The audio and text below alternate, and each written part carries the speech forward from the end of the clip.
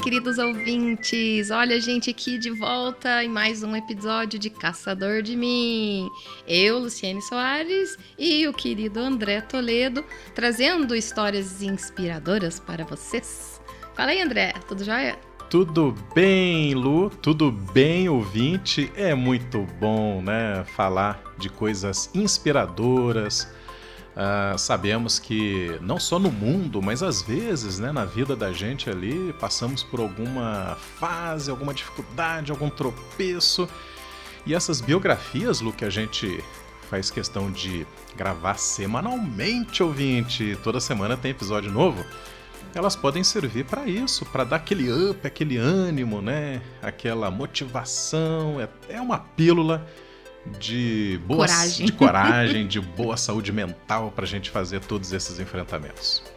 Bem isso, André, bem falado. Então bora lá, gente, para conhecer mais um episódio. Episódio 39, gente, estamos fechando aí a casa dos 30 e olha só. Mais uma temporada, né? As nossas temporadas são de 10 episódios e estamos quase fechando essa temporada, gente. Gente, trago eu hoje, como boa atleta que sou, né, e admiradora do esporte, mais uma esportista incrível. Então, trago eu hoje, vou para a área do futebol, temos Copa do Mundo aí, final de ano, né? Eu sei que já tem gente comprando álbum, figurinha, já escalando o time aí para a Copa do Mundo, comprando sua camisetinha verde e amarela aí, né? Então, bora lá falar de uma jogadora incrível, que é, lógico, Marta Vieira da Silva, a melhor jogadora de futebol da história do planeta. É óbvio que a história da jogadora feminina, né, é muito recente, né? Não tem a trajetória do futebol masculino, mas ela nasceu para ser grande mesmo. Então, vamos ver um pouquinho da história dela, né? Se vocês acham que foi fácil, que ela chegou ao estrelato assim, pá, já assim, é óbvio que não, né? Porque ela é menina e ela queria jogar futebol. Não foi fácil. Imaginamos, né? Ô, Lu, a hora que eu vi o título aqui do teu roteiro, eu confesso para você que não li, tá? Porque para ter as mesmas surpresas que os nossos ouvintes terão, me chamou muita atenção, né? Porque é uma pessoa muito conhecida, mas ao mesmo tempo, cadê, né? Por trás dessa fama, daquele momento da medalha, o que ficou no percurso dessa pessoa considerada aí a maior jogadora de futebol, né, de toda a história. Caramba, vamos lá! Vamos lá, então Marta nasceu no dia 19 de fevereiro de 1986, em Dois Riachos, Alagoas. É uma alagoana muito fofa. A atleta teve uma infância humilde lá no interior de Alagoas, né? O pai deixou a família quando ela tinha apenas 1 ano, ela e mais 3 irmãos, Ângela, José e Valdir. E eles foram criados pela mãe, Dona Teresa da Silva. Deve ser uma mulher muito guerreira, muito forte aí, criando essas 4 crianças sozinha, como tantas outras que existem nesse planeta. Isso que eu ia falar, né? Olha a história se repetindo, se multiplicando, passa ano, saímos do século XX, entramos no século XXI. E parece, né, que as famílias carecem aí, né, de uma maior coragem, eu arrisco dizer, né, dos pais nesse enfrentamento. Acaba sobrando para as mulheres, né, essa dupla jornada, não só de trabalho, de trazer renda para a família, mas também de fazer o papel do pai ausente, que é tão fácil, parece que ainda nos dias de hoje, né, de simplesmente desistir, né? Incrível. Então, Marta interessou-se pelo futebol desde pequenininha, né? Então, ela tem uma família muito grande, né? E todos os priminhos lá jogando bola, e ela queria jogar bola também. É lógico, né? Se você acha que é fácil, uma menina fala assim, ei, deixa eu jogar, no meio de um monte de piá, é óbvio que não é fácil. Eu falo assim, não, você é menina, não, você vai se machucar, não, você não sabe bem na bola, né? A gente vê isso até hoje, né? Mas menina guerreira que foi, ela insistia e foi lá jogar descalça no chão de terra batida, junto com os priminhos, com os piazinhos, com os amiguinhos dela. E foi lá. E se destacava sempre. Acho que isso que deixa os meninos mais bravos, né? Como é que essa garota joga melhor que eu? Que isso? É uma garota, né? Exatamente, mas ela foi a luta. Ouvinte, eu vou fazendo a tradução simultânea para vocês. Piá significa garoto, tá, moleque? Aqui no Paraná, ao sul do país, é bastante comum essa expressão. Então, a jogadora, ela precisava ajudar financeiramente em casa também, né? Lógico, como a gente falou, né? Uma mãe sozinha, criando 4 filhos. Então, ela dividia o tempo entre jogar bola e trabalhar na carroçagem. Sabe o que é carroçagem, André? Tem a ver com carroça, mas a expressão em si não conheço. Exatamente, nem tem a ver com carroça, porque é carrinho de compra. Sabe aquelas carrinhos de compra, de feira e tal? Então, ela ia empurrar esses carrinhos nas feiras, ajudando a vender produtos, né? Também vendeu sacolés, né? Que é aqueles geladinhos, a gente chama de geladinho aqui. Vendia roupas, lavava pratos, e todo o trabalhinho que ela conseguia encontrar, ela ia lá desenvolver para ajudar no sustento da família. Ela começou a jogar na Associação Atlética do Banco do Brasil, lá em Santana do Ipanema, em Alagoas, né? Era realizada a Copa Infantil de Futsal, né? E uma das principais competições da região, e um técnico, o seu Luiz Euclides, o Tota, né? Aceitou a menina, porque ela jogava muito bem. Falou assim, não, o time é de piá, de meninos, tá? Mas Marta pode jogar, porque Marta tinha mais habilidade que muitos meninos ali.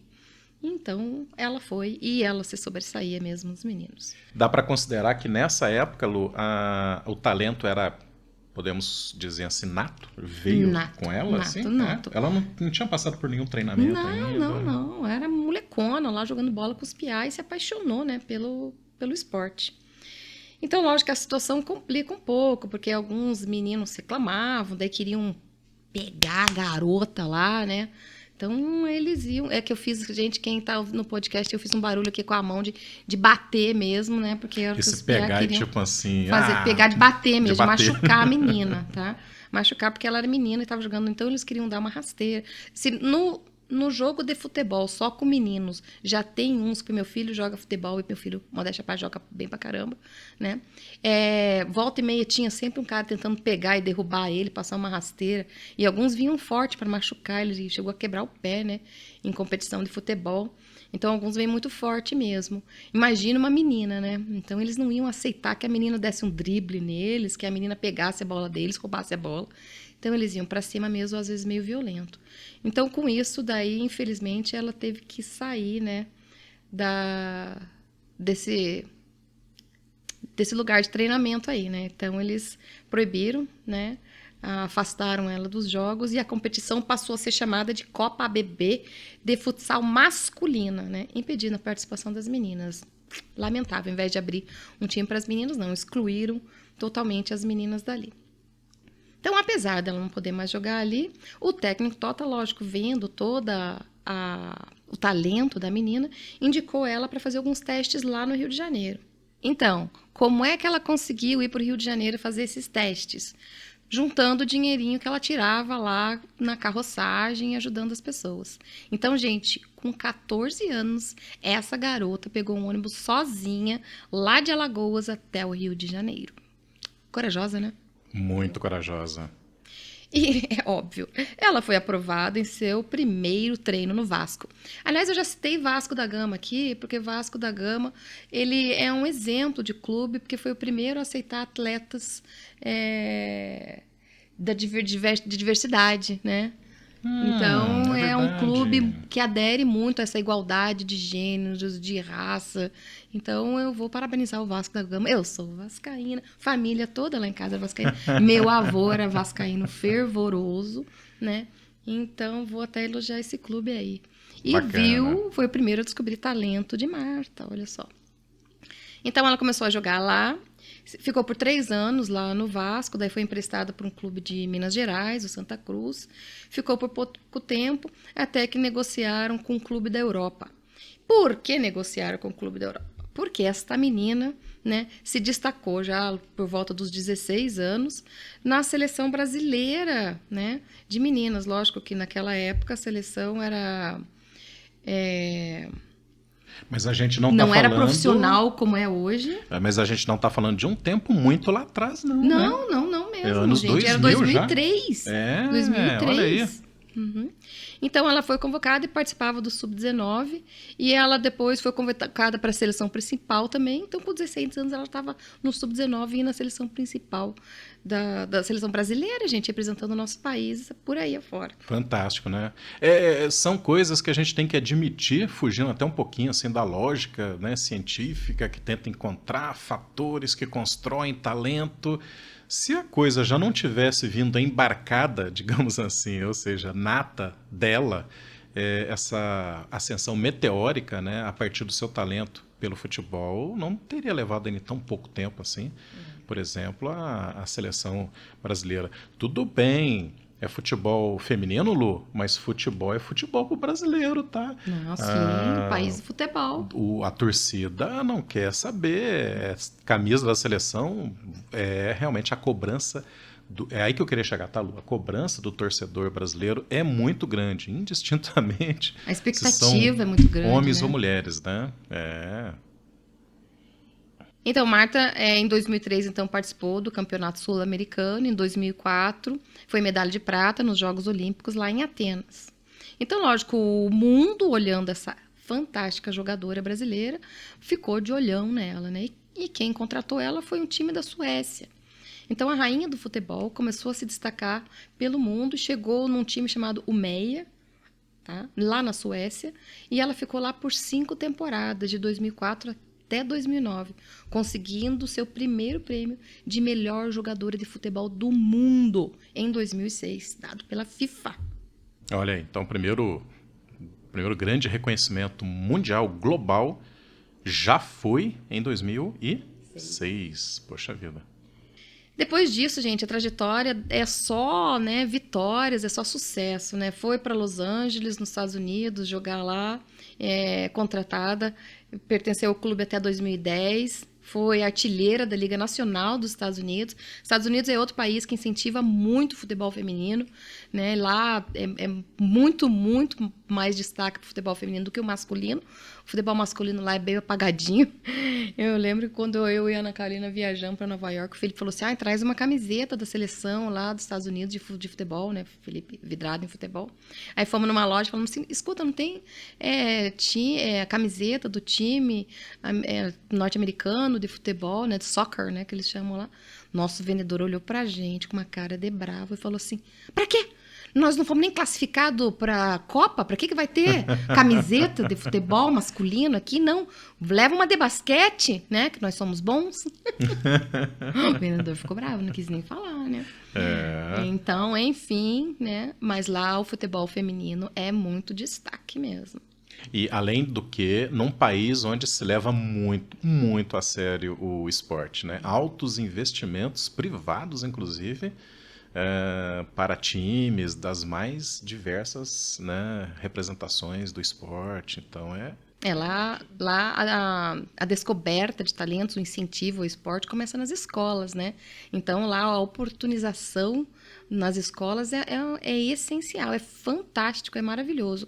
A gente vê o resultado disso nas Olimpíadas, né? Estados Unidos está sempre liderando ali em termos de medalhas, de conquistas, né?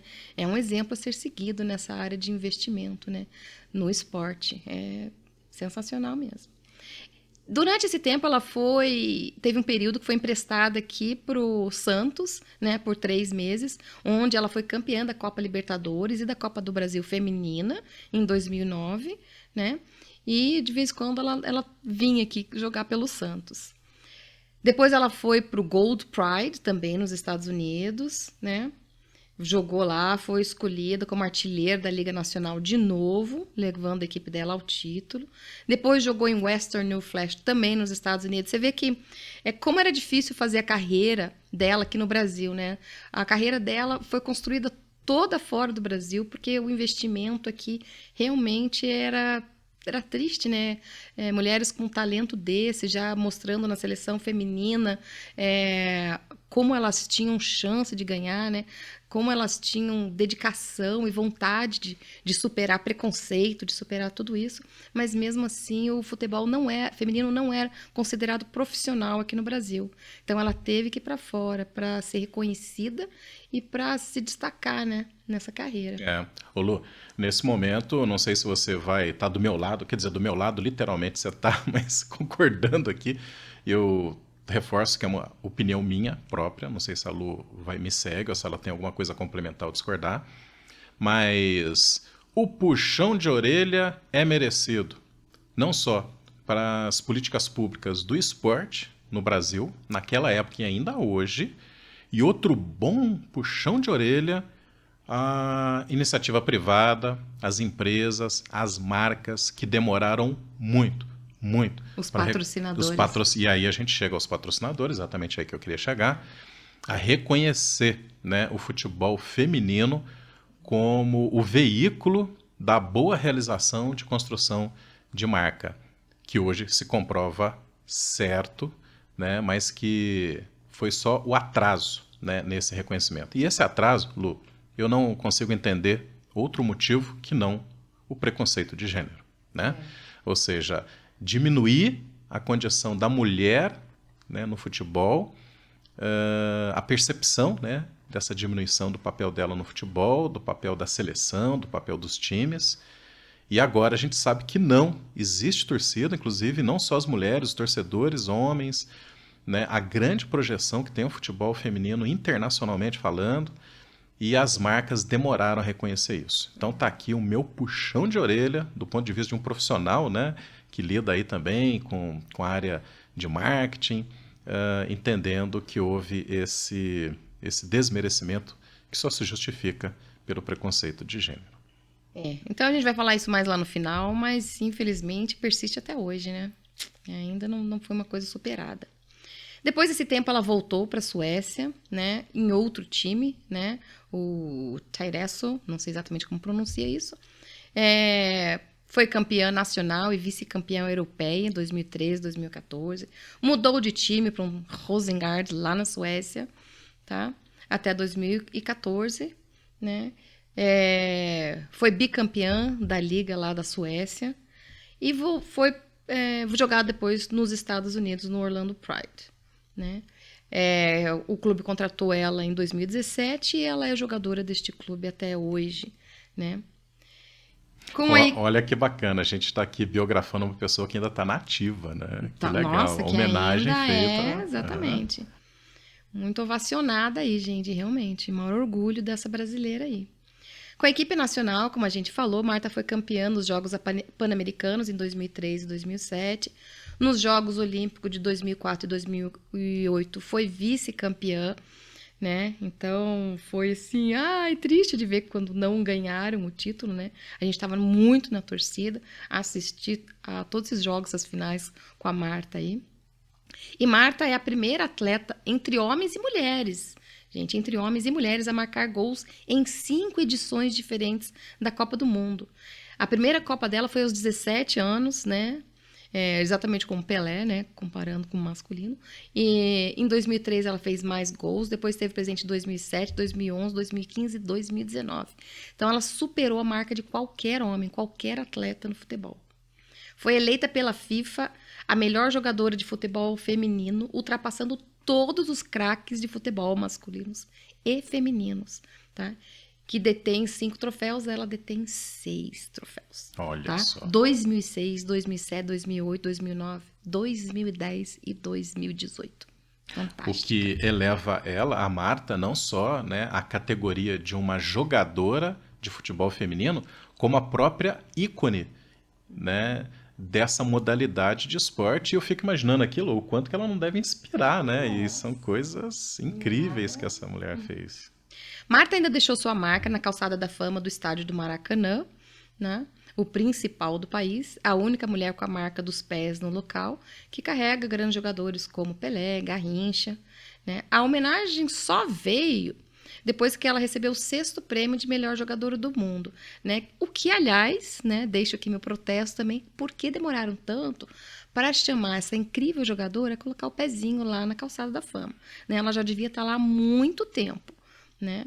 Ela tem conquistas que os outros não tiveram.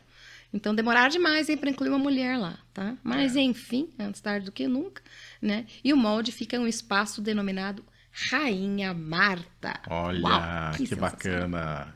Hein, Lu, sobre essa questão da demora do reconhecimento, né, em várias biografias aqui, onde a questão era étnica, ou seja, né, a pessoa de certa etnia, e agora aí a questão de gênero, né? O quanto que uma pessoa que sofre a discriminação, seja ela por gênero, por etnia, etc., né, ou por sexualidade, enfim, o quanto que ela tem que provar 10 vezes mais do seu talento, da sua competência, para daí sim, né, em comparação a outro, ter o reconhecimento, Reconhecimento, né? ser reconhecida. Eu acho também. Mas também eu acho outra coisa. Eu acho que quando esse reconhecimento vem, ele é 10 vezes mais gostoso, melhor do que quem conseguiu mais fácil, sabia? Porque tudo que a gente briga mais, luta mais, tem um valor muito maior, né? A gente valoriza mais. Em 2015, essa pessoa incrível se tornou a maior artilheira da história da Copa do Mundo, né? Em 2015, ela completou 15 gols. No mesmo ano, que se tornou a maior artilheira da seleção brasileira, completando 117 gols. Ela superou Pelé, que tinha 95. Na Copa do Mundo Feminina, em 2019, superou a marca de Miroslav Klose, né? Se tornando a maior goleadora de Copas do Mundo do futebol masculino e feminino, né? Com 17 gols. Ou seja, vamos resumir, né, ouvinte? Ela lidera os rankings, Rankings, né, todos. misturando masculino e feminino. Pronto. Essa é a Não, Marta. ela é demais. E além disso tudo, gente, dessa história de superação que ela tem, dessa carreira incrível no futebol, de ter alcançado vitórias, prêmios, de ter mostrado o seu talento ao mundo todo, né? Ela abraçou a causa de inspirar muitas mulheres e muitas meninas. A ONU, em 2018, nomeou Marta como embaixadora da boa vontade para mulheres e meninas no esporte. Como exemplo de superação nesse esporte, desde a infância, né? Marta é inspiração para jovens atletas, como a gente já estava falando aqui. Ela é símbolo de luta pela igualdade de gênero no esporte. Então, ela se dedica a apoiar o trabalho das mulheres no esporte pelo mundo todo. Além disso, ela inspira as meninas, né, a superarem barreiras, seguirem seus sonhos em diversas áreas. Vê que às vezes as coisas são difíceis, a gente tem muitos perrengues, né, a gente encontra vários obstáculos, é muito preconceito, mas a gente tem como vencer, sim. Às vezes a gente tem, como o André falou, a gente tem que lutar 10 vezes mais para ter o reconhecimento, mas persistam, porque uma hora ele chega e daí vale muito a pena, né? Então ela tem como compromisso lutar para garantir que mulheres e meninas em todo o mundo tenham as mesmas oportunidades que os homens para realizar seu potencial, né? Então, o esporte, gente, ele é uma ferramenta fantástica para empoderamento feminino. Então, lógico que culturalmente a gente está ainda na luta, na briga, para incluir mais meninas nos esportes e para ter, principalmente, gente, um salário, né, igual para mulheres e homens. Então, infelizmente, a gente ainda vê, né, salários muito desiguais entre homens e mulheres na área do esporte. Todas as áreas, né? Mas como a gente está falando do esporte aqui, é uma que realmente merece destaque. O esporte, né, para meninas, além de desafiar normas sociais, quebrar estereótipos de gênero, ainda aumenta a autoestima, desenvolve habilidades de liderança, melhora a saúde, melhora a socialização. É uma oportunidade para o jovem a ajudar a sua família, né? Conhece pessoas, visita países, viaja, experimenta culturas diferentes, respeita as diferenças. Então, é uma oportunidade muito maravilhosa, né? E é um lado, né, de incentivo. A gente já falou isso quando a gente falou sobre voleibol aqui, quando falou de outras atletas aqui. É uma maneira de tirar o jovem, às vezes, de um vício, né, ou de uma vida difícil em casa. É uma maneira de fazer ele sonhar e buscar condições melhores de vida, né? Quando o jovem, principalmente, tem problemas de adaptação ou vem de uma carência muito grande ou até de questões de violência doméstica. Então, é uma maneira de libertar o jovem de várias coisas negativas, né, que a sociedade, às vezes, impõe a ele. Então, a história, né, pessoal de Marta é a maior inspiração que ela pode oferecer para meninas e mulheres por lutar por seus sonhos, né? Ela tem sempre como recado a motivação, né? Sempre falando, acredita em você, confie no seu potencial, né? Se você não acreditar, ninguém mais vai acreditar em você. Então, você pode fazer tudo o que você quiser. Continue treinando e lutando, né? Esse é o grande legado de Marta para as meninas. E em 2020, uma curiosidade, né, que eu achei super legal, ela foi a rainha do futebol. A rainha do futebol foi homenageada numa escola de samba chamada Inocentes de Belford Roxo, né, lá no Rio de Janeiro, desfilou na Sapucaí, né, junto com essa escola de samba. E, gente, eu assisti um pedacinho, um trechinho ali do desfile. Gente, foi de arrepiar. Coisa mais linda, começando ali pela entrada, com as meninas, uma coreografia linda, vestidas com o uniforme da seleção brasileira. Foi muito legal. Então, a história da jogadora foi o tema do samba enredo dessa escola. É isso que eu achei muito interessante, ouvinte. Ela ficou muito emocionada ao desfilar pela escola. Ou seja, a história de vida dela, tal qual a gente está fazendo aqui, né, levantando a biografia da vida dela, foi o próprio tema do samba enredo, né? Isso eu acho, na minha opinião, a maior honraria que existe entre as escolas de samba. Parabéns, Marta. E fica aí mais um protesto nosso, né, na área de futebol, né, dos atletas, das meninas, né, que merecem e precisam ser reconhecidas profissionalmente exatamente como os homens. Então, eu não sei, eu não faço a menor ideia de quantos times existem de futebol masculino em todos os estados. Eu sei que tem, e tem ainda Série A, Série B, Série C, Série D, né? Várias séries aí, e os homens são contratados como jogadores profissionais, tá? Infelizmente, numa pesquisa que a gente estava fazendo aqui, apenas 9 times, né, do Brasil encaram as meninas como jogadoras profissionais, contratam elas como jogadoras profissionais aqui no nosso país, né? Alguns times contratam como semiprofissionais e alguns times simplesmente como amadoras. Então, elas ainda não são consideradas profissionais, né? Então, os times, até onde pesquisei, que consideram ela, entre outros, tá? E está o Santos, vou destacar porque eu sou de Santos, gente. O Grêmio, né, o Corinthians, né, o Atlético Mineiro, o São Paulo, são times que defendem as meninas lá como profissionais. Gente, Flamengo e Palmeiras veem essas atletas como semiprofissionais e alguns como Cruzeiro, né, que a gente tem uma torcida grande, imagino, né, considera as atletas apenas como amadoras. Então, bora aí, gente, as políticas públicas, patrocinadores, olhem para essas meninas, gente, olha o potencial delas, vamos ajudar a realizar o sonho delas, vamos ajudar elas a seguirem em frente, que elas podem ser inspiração para outras tantas crianças, né? Podem empoderar outras tantas meninas e mudar a realidade de milhões de pessoas. Bora lá. E aí, André? Excelente!